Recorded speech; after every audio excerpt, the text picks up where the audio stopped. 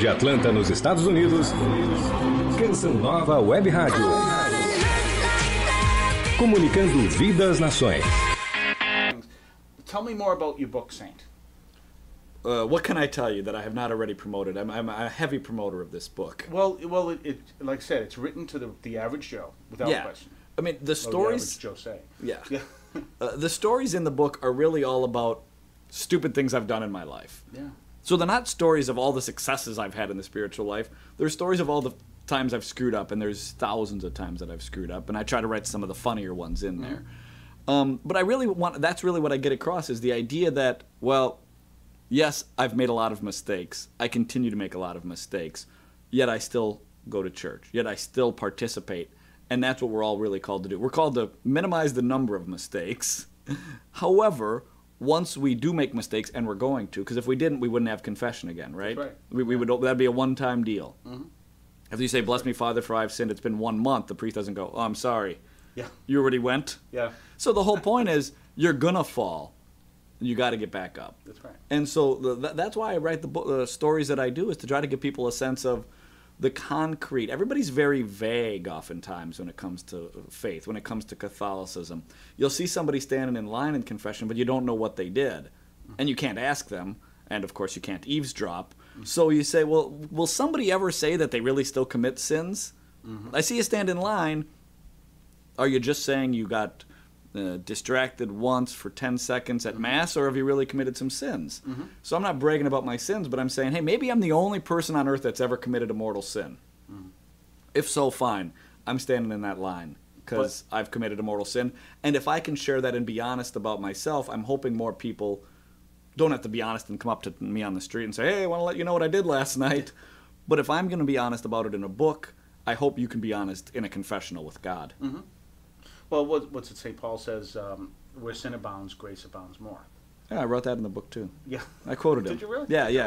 I've gone through literally, because it's on Kindle, I'm reading it, so I've literally gone through, I think, 79% of the book, as it says at the bottom. Well, I wrote 79% of the book, so that's a pretty good angle. 21% of it, of course, were my people. I think saints, some of the books are written about saints. Saints would look at those books and say, please don't write those about me. I mean, Dorothy Day, when people said that she was a saint, she says, please don't dismiss me that quickly. Right. I'm looking to be dismissed that quickly. Yeah. It's a big difference. But at the same time, this is an honest book where you say, if you're looking for, again, the guy who's, well up in the sky and you're never going to reach his level, sorry, this book isn't for you. No, and that's useful because if you want to get to a different level, you need to have somebody who's much higher and further along the path than you are. If you're still just struggling... I think most people are struggling. That's me. Yeah. If you can say, I'm a Catholic and sometimes I still even doubt God's existence. It's crazy to say that in a Catholic book. I get a lot of people saying, geez, I'm glad somebody said it out loud because I know I've doubted too. Yeah. And then they say, well, then what's the next step? Why did I keep going? I'm like, because I know I deep down believe in God. It's just that some days I really struggle. And the more of us that can be honest and talk about those sorts of things, and you're right, I think there are plenty of saints who maybe 500 years ago would look back and go, well, no, that's... I appreciate you cleaning up my story, but, you took that part out where I lost my temper. You took that part out when that girl I loved. You took that part out about the stupid things I've done. And I'm saying, well, we need more saints who have admitted the stupid things they've done. Not in the past, and then converted and were perfect. That's right. But it's just that kind of, I'm a sinner, I'm a saint, I'm a sinner, I'm a saint. I'm still going through this life, and it's very rocky. That's what I am. And I think that's what the church is going to end up canonizing people more like me in the future. If we only continue to canonize popes and... Listen, nobody loves John Paul II more than me. The book is filled with stories of John Paul II. But you're also going to have to start canonizing a lot more single moms.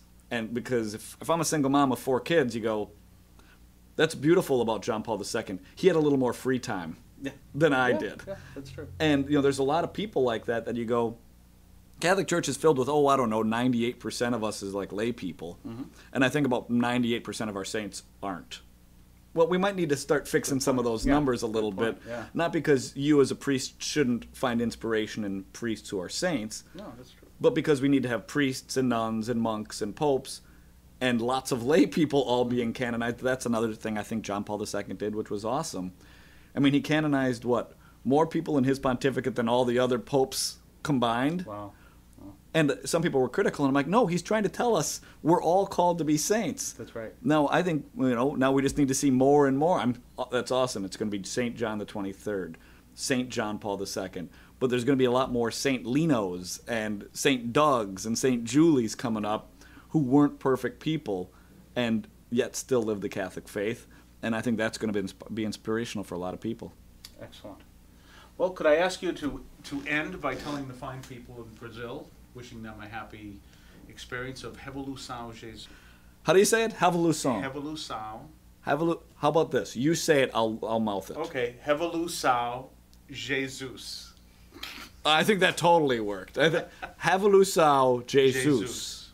Excellent. And I'm Lino Rulli. What is it? Rulli. I'm Lino Rulli.